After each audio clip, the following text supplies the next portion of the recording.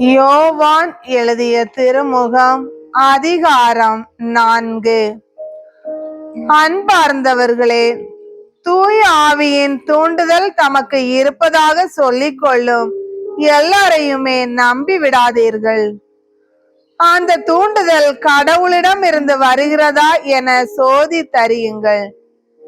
ஏனெனில் போலி இறைவாக்கினர் பலர் உலகெங்கும் தோன்றியுள்ளனர். இயேசு கிறிஸ்து மனிதராக வந்தவர் என்னும் உண்மையை ஏற்றுக்கொள்ளும் தூண்டுதல் அனைத்தும் கடவுளிடம் இருந்து வருவது. இவ்வாறு கடவுளிடமிருந்து வரும் தூண்டுதல் எதுவென அறிந்து கொள்வீர்கள். இயேசுவை ஏற்று அறிக்கையிட மறுக்கும் தூண்டுதல் எதுவும் கடவுளிடம் இருந்து வருவதல்ல. இதுவே எதிர் கிறிஸ்துவிடம் இருந்து வரும் தூண்டுதல்.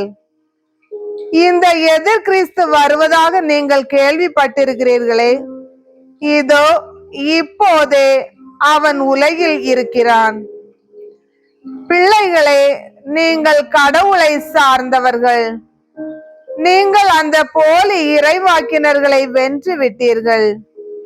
உங்களுள் இருப்பவர் உலகில் இருக்கும் அந்த எதிர் கிறிஸ்துவை விட பெரியவர். அவர்கள் உலகை சார்ந்தவர்கள், எனவேதான் உலகு சார்ந்தவற்றையே பேசுகிறார்கள். உலகமும் அவர்களுக்கு செவி சாய்க்கிறது. ஆனால் நாம் கடவுளை சார்ந்தவர்கள்.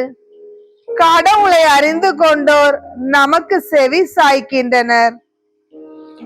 கடவுளை சாராதோர் நமக்கு செவி சாய்ப்பதில்லை.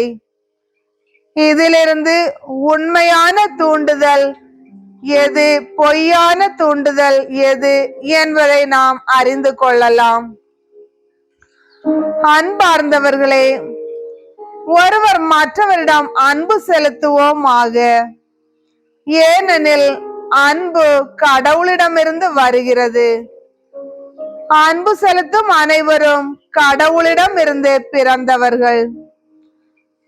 அவர்கள் கடவுளை அறிந்துள்ளார்கள். அன்பில்லாதோர் கடவுளை அறிந்து கொள்ளவில்லை. ஏனெனில் கடவுள் அன்பாய் இருக்கிறார். நாம் வாழ்வு பெறும் பொருட்டு கடவுள் தாம் ஒரே மகனை உலகிற்கு அனுப்பினார். இதனால் கடவுள் நம் மீது வைத்த அன்பு வெளிப்பட்டது.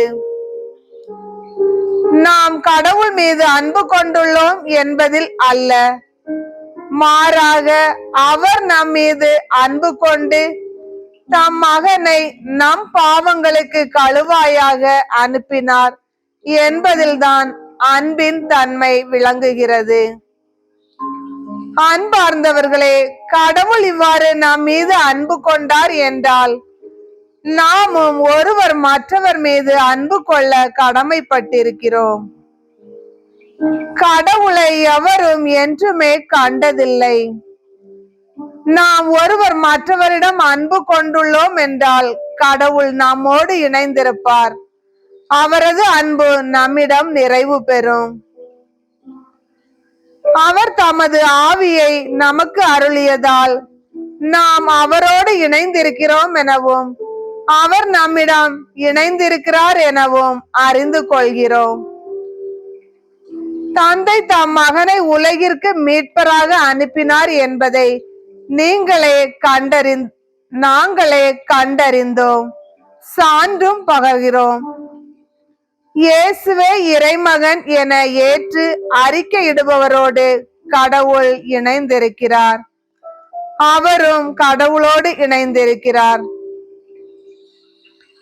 கடவுள் நம்மிடம் கொண்டுள்ள அன்பை அறிந்துள்ளோம், அதை நம்புகிறோம்.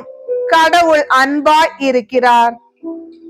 அன்பில் நிலைத்திருக்கிறவர் கடவுளோடு இணைந்திருக்கிறார். கடவுளும் அவரோடு இணைந்திருக்கிறார். கடவுள் இருப்பது போல் நாமும் இவ்வுலகில் இருக்கிறோம்.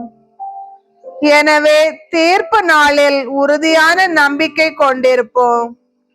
இவ்வாறு நம்மிடையே உள்ள அன்பு நிறைவடைகிறது. அன்பில் அச்சத்திற்கு இடமில்லை. மாறாக நிறை அன்பு அச்சத்தை அகற்றிவிடும். ஏனெனில் அச்சத்தில் தண்டனை உணர்வு அடங்கியுள்ளது. அச்சம் கொண்டுள்ளவரிடம் அன்பு முழு நிறைவு அடையாது. அவரே முதலில் நம்மிடம் அன்பு செலுத்தியதால் நாமும் அன்பு செலுத்துகிறோம். கடவுளிடம் அன்பு செலுத்துவதாக சொல்லிக்கொண்டு தம் சகோதரர் சகோதரிகளை வெறுப்போர் பொய்யர். நம் கண்முன்னே உள்ள சகோதரர் சகோதரிகளிடம் அன்பு செலுத்தாதோர் கண்ணுக்கு புலப்படாத கடவுளிடம் அன்பு செலுத்த முடியாது. கடவுளிடம் அன்பு செலுத்துவோர் தம் சகோதரர் சகோதரிகளிடமும் அன்பு செலுத்த வேண்டும். இதுவே அவரிடம் இருந்து நாம் பெற்ற கட்டளை.